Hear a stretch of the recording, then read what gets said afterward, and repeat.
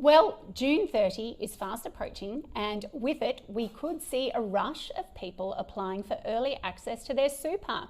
But while the early access was intended to help out those who've seen a drop in their income, new data reveals that this may not be the case. Now, to tell us more is one of our regulars, Mark Hoven from Advisor Ratings.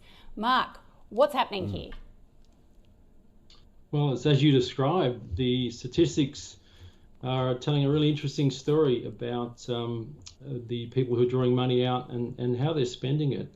So the latest statistics I've got are that something like 1.7 million Australians have applied for early access to super and drawn out almost $14 billion, which is an average of about $8,000 per person. Now that's we've still got another four weeks to go. We've got the rest of June to go before that first quarter has ended. Remembering that early access to super can be drawn out over 2 quarters, this quarter and the next.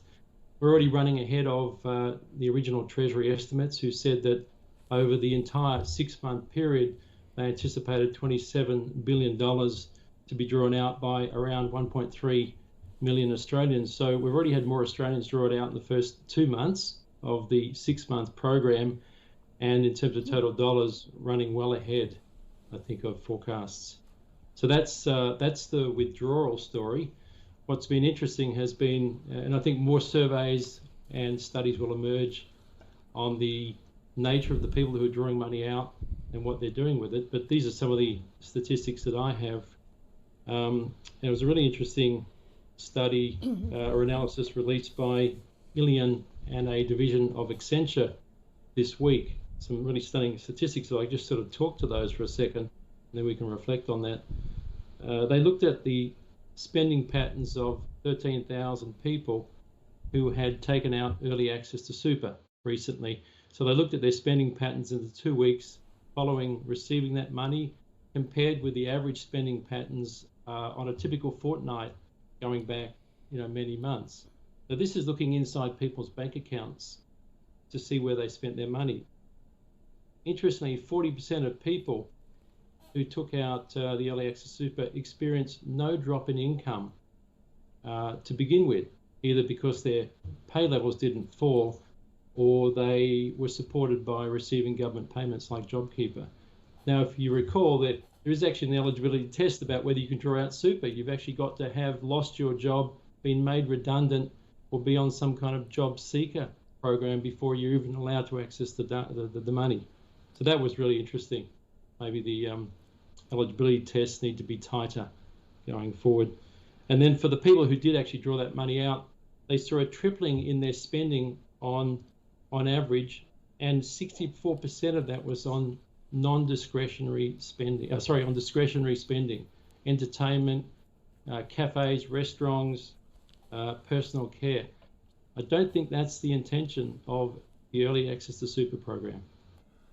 Mark, I don't know if you've seen Twitter today or the papers, but Senator Andrew Bragg, Liberal Senator, has a new book out, and it's all about superannuation. And he goes to town. He thinks the whole thing is a rip-off. He thinks it needs massive reform. It's geared wrong. It's too expensive. And he really wants to fix it. So it looks like, it's going to be a little bit of sort of Frazier versus Ali, with you in one corner and Senator Bragg in the other. What's your response to what he's had to say? Have you had a chance to have a look at it?